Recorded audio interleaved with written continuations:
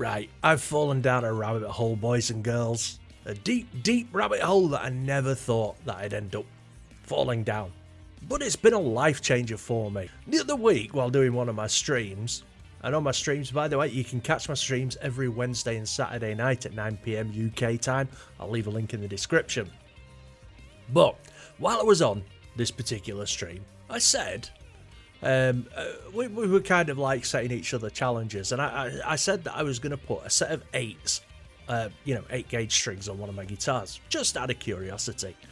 I've never tried a lighter gauge than a 9, so I thought, in the interests of science, something to talk about, I'd try a set of 8s.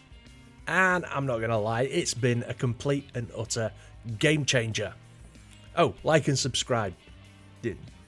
Always forget that bit. YouTube, like and subscribe.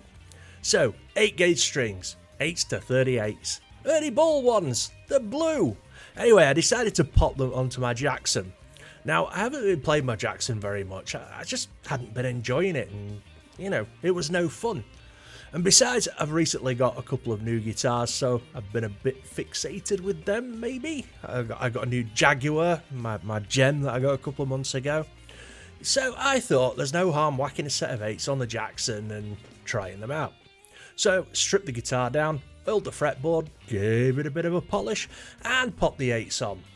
And I was expecting to have to do a load of work, setting it up after the guitar having had 9s on it for so long, but no, not really. I adjusted the springs a little bit at the back and the intonation on 3 strings, and I was set to go.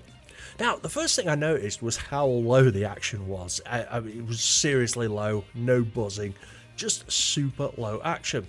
So I plugged in and started playing, and I will admit that I did have a bit of trepidation. You hear all these dudes on social media saying, oh yeah, hell no, I'd break them the first time I did a bend. Stuff like that. Anyway, it turns out I play guitar with a very light touch. And I think because I'm used to having my action so low on my guitar, as low as it'll go, I've never felt the need to press down hard on the strings, on the frets. Also, I don't really attack the strings with my pick. I'm quite, kind of just tickle them. And as for bending strings, well, it's never been easier. Again, I don't bend hard. I know where I need to bend to. It's no effort. So, I thought I'd share my journey with a set of 8s on Twitter. Now, I've always liked reading about guys finding new things out on the guitar, like, a new amp setting or a new pedal or a new pick, whatever. I am interested. Count me in. And, well, I was actually amazed at how many other guitar players on Twitter were interested in what I was having to say about the 8s. Seriously, I got loads of likes and comments and stuff, and had some pretty cool discussions with some really cool people on there who were genuinely interested. Now, here's the thing about me. If you engage with me on social media and you're being cool, I will take all the time in the world to answer you back and chat. I'll leave a link to my Twitter in the description. Anyway, I was surprised at how many people said they were going to give the 8s a try after, I shared my little experience. It was lots of people. I explained how it affected my playing and how much easier I thought it was, and quite a lot of guys said they were going to take the plunge. Now, I know that light strings aren't for everybody. I mean, I've got arthritis in a few of my little fingies now, and the way I play, it has to reflect that. I don't want to be pushing down too hard, or I don't want to have to put any effort into bending strings. When it feels like there's hot fire shooting up your knuckles, it's not fun to play the guitar. But I did get some of the comments that I was expecting. I'd snap those in seconds. I only use 13s. Why don't they snap when you bend them? A few people pointed me in the direction, right, of a video that Rick Beato made. I think the video is called Are You Using the Right Gauge Strings? I'll leave a link to it in the description. It's something like that. And it was a pretty enlightening video. I went back and watched it, and basically Rick and some buddies, I think it was Rachel and another dude, they set up an amp and mics and everything, and they tried playing the same riffs on the same guitar, but just with 11s, 10s, 9s and 8s to see the difference. Spoiler, the lighter strings were better. I mean, for Rhett anyway. And the consensus was that out of all the gauges, that the 9s seemed to play and sound the best. Rick Beato made a throwaway comment about everybody wanting heavier strings owing to the Stevie Ray Vaughan effect. And I know what he means. It's like tube amp purists or guys that won't use pedals, or the cable has to be a little curly one. And yes, while there is a lot of credence to a lot of these things, they might not be the best for you as a guitar player to use. You know, just because such and such used it or thingy used it, it doesn't mean that that's going to be best for you. Now, I've found over the years that I prefer play through solid state amps, the Roland Jazz Chorus to be exact. I like a thin neck on my guitars.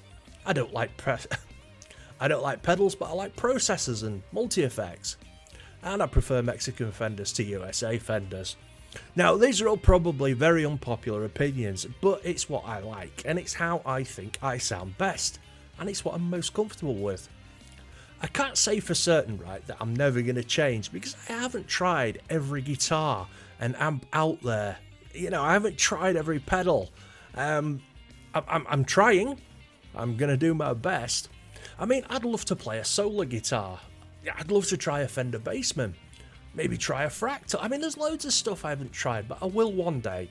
But for now, I'm actually quite happy. So as for the guitar strings, well, I have ended up bulk ordering a ton of Ernie Ball extra slinkies, the blue ones, and they are going on every guitar I own as soon as they get here. It has honestly changed my playing so much for the better. I mean, I can play for longer now without getting any pains in my knuckles, and that is a huge plus. My Jackson actually feels like a brand new guitar. I mean, I've never enjoyed playing this guitar as much as I have now, and the way I'm playing it has inspired me to write some new and interesting riffs and bits of songs. You see, here's the thing, right? I don't want to sound like anybody else. I don't want to sound like Stevie Ray Vaughan or Eddie Van Halen or Steve Vai or anybody else. I'm trying to find my own sound. You know, the sound that's me, that I like. And that's what makes me happy. So what I'm trying to say is, don't be stuck in your ways. Unless you can honestly say, right, that you're 100% happy with your gear and your sound and that there's no way you can get any better. I mean, if you could say that, I am totally stoked for you. I really am. But try out different things, try out different gear. Don't be put off by the name on a headstock or the fact that something isn't 50 years old, or that such and such a guitar player never used it. Anyway, I'm off to do some shredding with my Jackson. So don't forget to like and subscribe, do all that YouTube stuff. There's links in my socials in the description. I'll leave links to the Rick Beato video, and I'll leave links to the channel where you can go and watch me do my live streams. That's everything. Thanks again. Take it easy. Peace out.